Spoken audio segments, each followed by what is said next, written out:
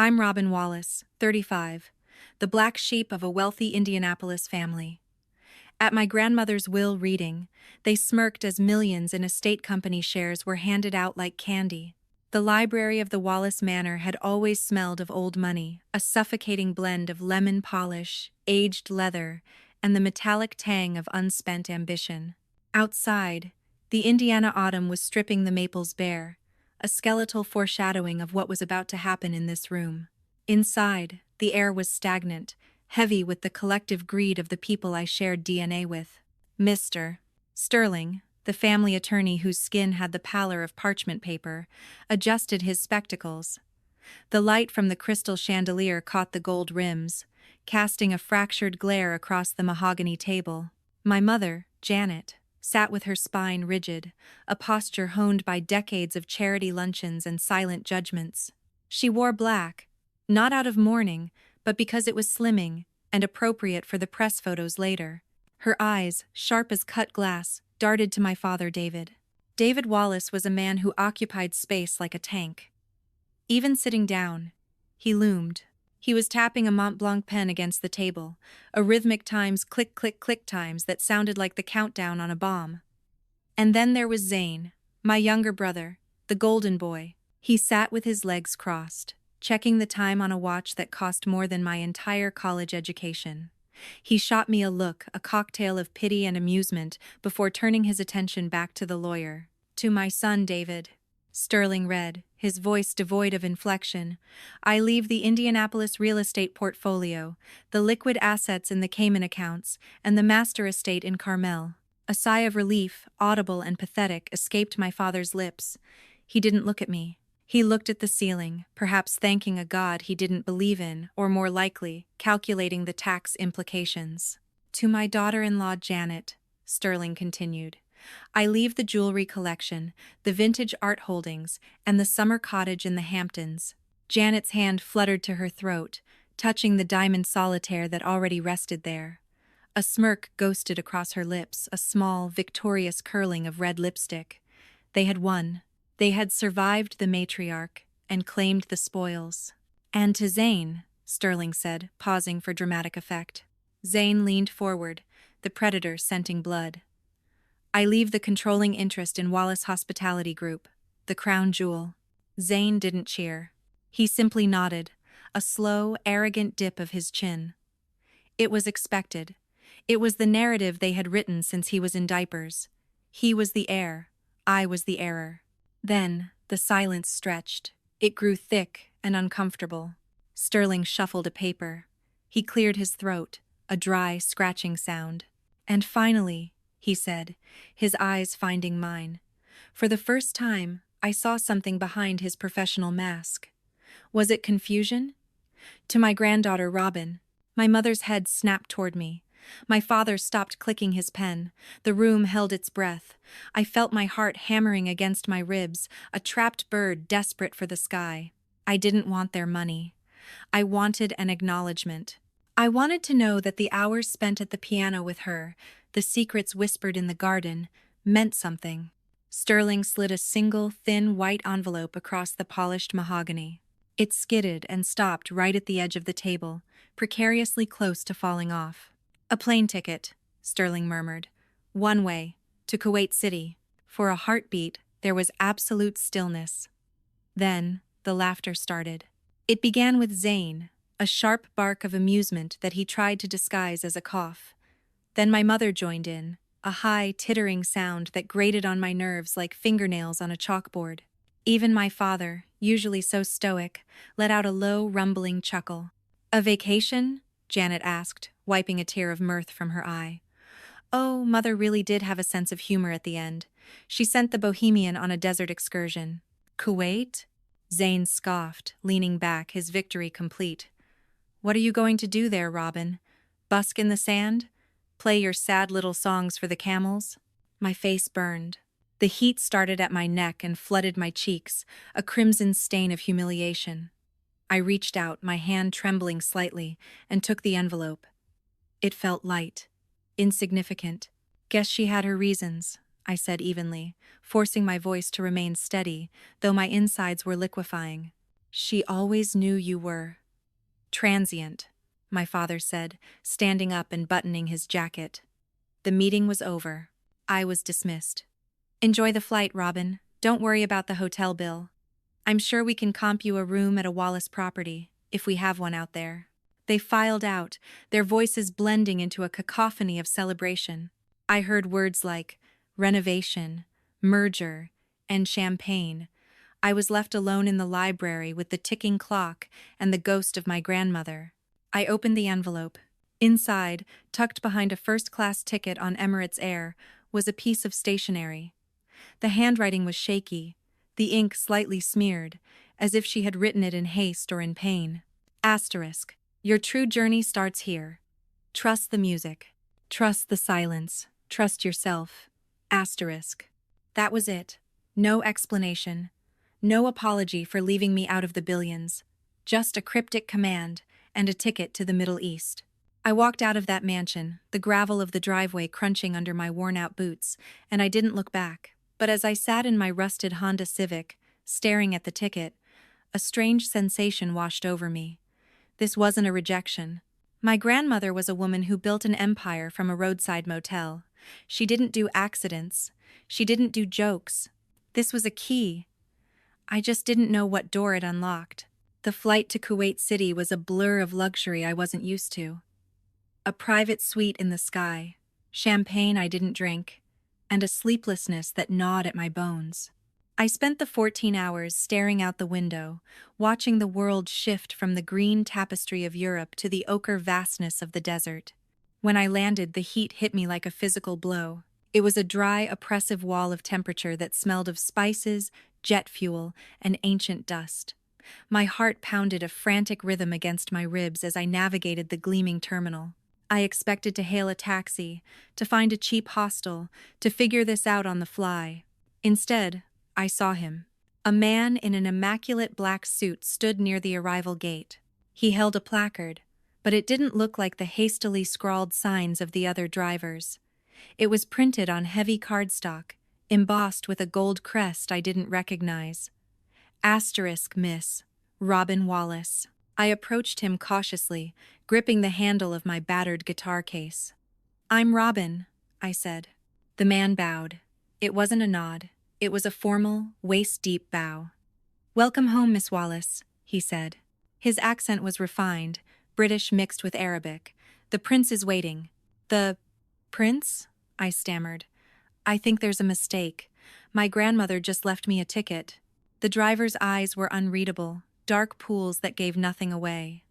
There is no mistake. Please. He gestured to the curb where a sleek black limousine idled. It wasn't just a car. It was a fortress on wheels. Flags fluttered from the fenders. Passers-by were stopping to look, whispering. A chill ran through me that had nothing to do with the air conditioning. My grandmother hadn't left me wealth. She hadn't left me a vacation. She had left me a truth that was about to shatter the reality I thought I knew.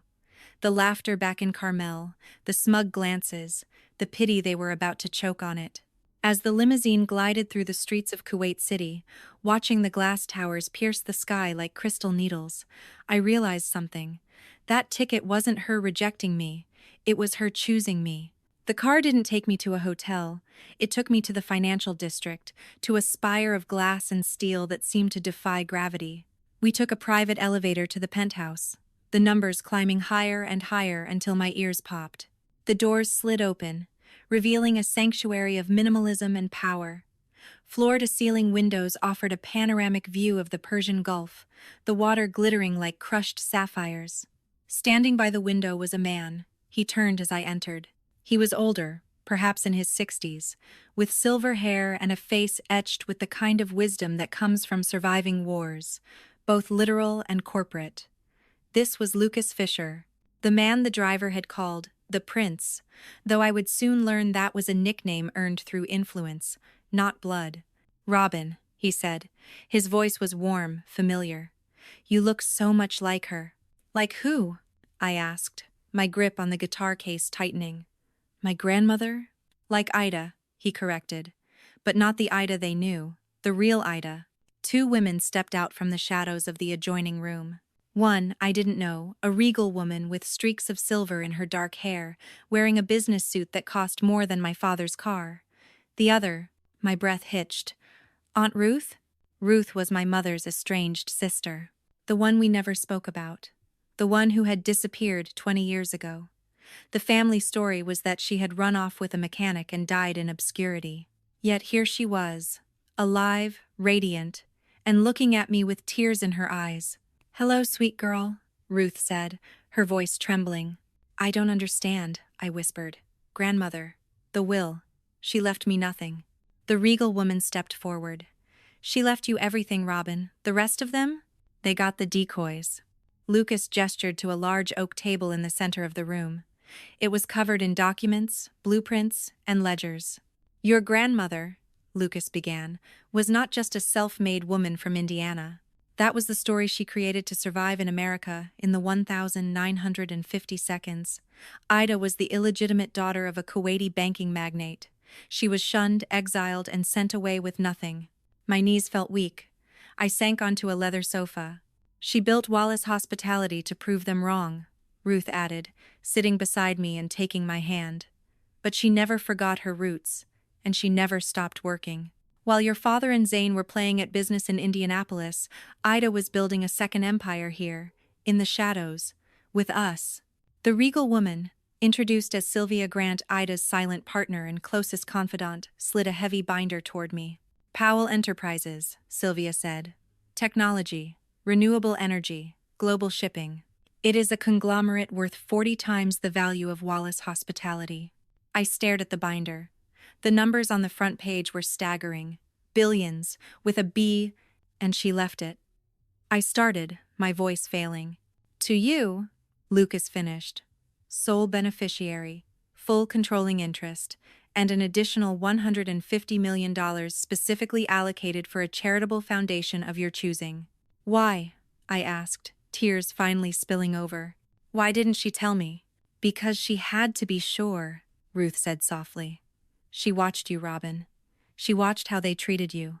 She watched how you chose art over greed, how you chose integrity over easy money. She knew that if she gave this to David or Zane, they would destroy it. They would sell it off for parts to feed their vanity. She chose you," Sylvia said, "because you are the only one with the strength to carry the weight. You are the black sheep, Robyn, and in this family, the black sheep is the only one with clean wool." A fire began to kindle in my chest. It started as a spark of shock, but it was quickly fanned by the oxygen of realization. All those years of being told I was worthless. All those years of my father's lectures, my mother's sneers, Zane's patronizing pats on the head. They thought I was the failure. But Ida had been playing the long game. "What do I do?" I asked, looking up at Lucas. He smiled, a wolfish, predatory grin. "You have a choice.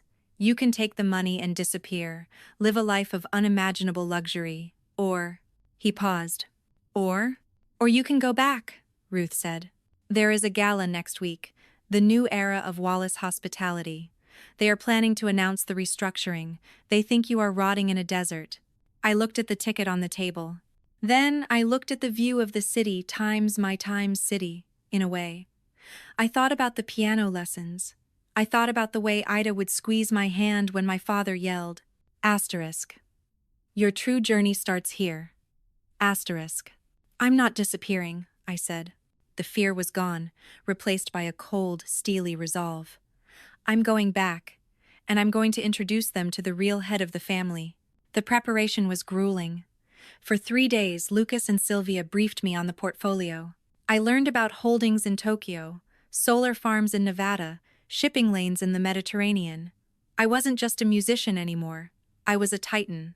But I didn't lose myself. I kept my guitar in the corner of the office. I played in the evenings, letting the melodies ground me. We flew back to Indianapolis on a private jet, not a commercial airliner. When we landed, we didn't go to the manor. We went to a suite at the Ritz, a hotel my father had been trying to acquire for years and failed. The night of the gala arrived. It was held at the Conrad, the ballroom dripping with crystals and orchids. I wore a gown Sylvia had commissioned, midnight blue velvet that shimmered like the night sky, structured and fierce. It was armor. I arrived with my entourage, Lucas, Ruth, Sylvia, and a team of 4 international corporate attorneys. We didn't use the side entrance. We walked through the front doors. The room was buzzing with the elite of Indianapolis. I saw my father holding court near the bar, a scotch in hand, looking flushed and victorious. My mother was laughing at something the mayor said. Zane was flirting with a senator's daughter. Then the room shifted.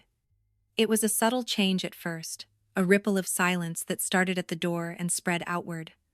People turned. Whispers ignited like brush fire. Asterisk, is that Robyn? Asterisk. Asterisk. Who are those people with her? Asterisk. Asterisk. Is that Ruth Wallace? I thought she was dead. Asterisk. My father turned. The glass of scotch froze halfway to his mouth. His eyes widened, not in welcome, but in confusion. My mother's smile faltered, the ceramic mask cracking. Zane looked like he'd seen a ghost. I walked straight to the center of the room. I didn't stop until I was face to face with my father. Robyn? He sputtered. What? What are you doing here? You're supposed to be in Kuwait.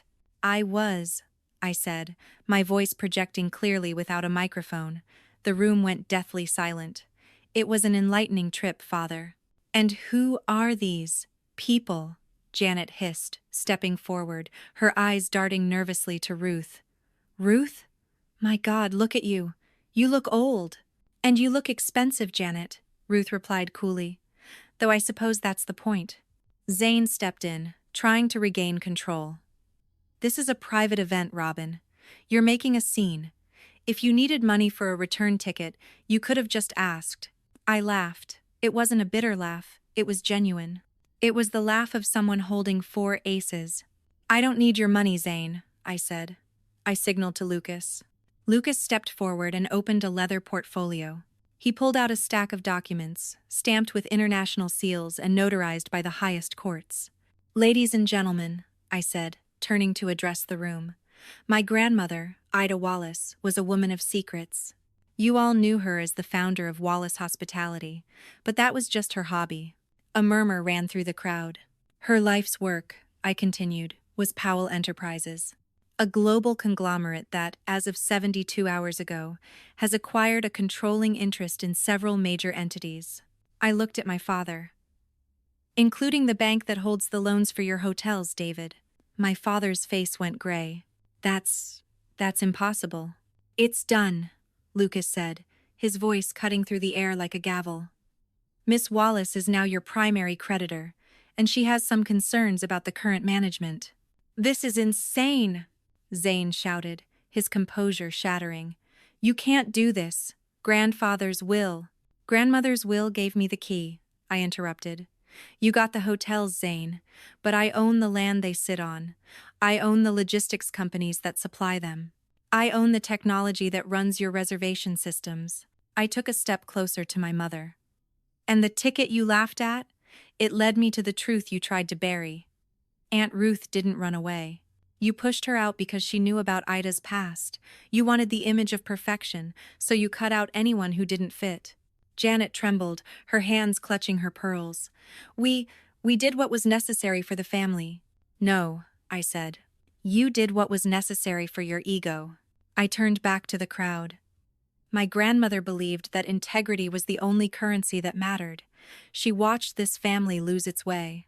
She left the empire to the one person she knew wouldn't sell its soul. I looked at Zane. You wanted the crown, brother? You can keep the plastic one. I have the kingdom. The silence that followed was heavy, absolute, and suffocating. My father looked like a man whose entire world had just evaporated. Zane looked like a child whose toy had been snatched away. Get out, my father whispered, his voice shaking with rage. No, I said calmly. This is a Powell Enterprises property now. We just closed the deal on the building this morning. I smiled. So, actually, I think you should leave. Unless you'd like to pay the rental fee for the ballroom? I'm afraid the rates have just gone up. The room erupted. Not in laughter this time, but in chaos. Reporters were flashing cameras. Investors were frantically pulling out their phones. My family stood in the center of the storm, isolated, small, and utterly defeated. I turned and walked away, my heels clicking on the marble, a rhythm of defiance. Ruth and Sylvia flanked me. We walked out of the ballroom, leaving the wreckage of their arrogance behind us. The fallout was nuclear. Over the next 6 months, the Indianapolis business world was turned upside down. With the revelations of my father's mismanagement exposed by the rigorous audits I ordered as his creditor investors fled, the golden boy, Zane, was investigated for insider trading, a desperate attempt to shore up his failing assets. He lost his license to practice law. My mother stopped going to lunches. The whispers were too loud, the stares too pointed. They retreated into the mansion, which was now mortgaged to the hilt, living like ghosts in a mausoleum of their own making. But I didn't stay to watch them burn. I had work to do. I established the Ida Wallace Music Foundation. We bought an old warehouse in the Arts District and converted it into a state-of-the-art conservatory for underprivileged kids. Kids who, like me, had been told their dreams were distractions. One rainy Tuesday, I was sitting in my office at the foundation. I could hear the sound of a cello drifting from the practice rooms below, a mournful, beautiful sound. My phone rang. It was my father. He had called 12 times in the last week. I hadn't answered once. I looked at the screen. Asterisk, Dad. Asterisk. I thought about the will reading, the laughter, the way he had looked at me with such utter disdain. I thought about the years of neglect, the way he had made me feel small so he could feel big. I let it ring. The voicemail notification popped up a moment later. I didn't listen to it. I deleted it. Then, I picked up my pen and went back to work. That ticket to Kuwait hadn't just given me an empire. It had given me the permission to let go. It had severed the cord that tethered me to their toxicity. Ida had been right. Music reveals the soul. It doesn't lie, and neither does the ledger. I walked to the window and looked out at the rain, washing the streets of Indianapolis. I wasn't the black sheep anymore. I was the shepherd. And for the first time in my life, the silence wasn't lonely. It was a symphony. The laughter back in Carmel had stopped. But my song? My song was just beginning. Asterisk author's note. Before I sign off, drop a comment below. Have you ever been underestimated by the people who were supposed to support you? What's the wildest secret your family has ever hidden? Hit subscribe to follow the next chapter, where we take the foundation global and show the world what happens when the outcast takes charge. Asterisk.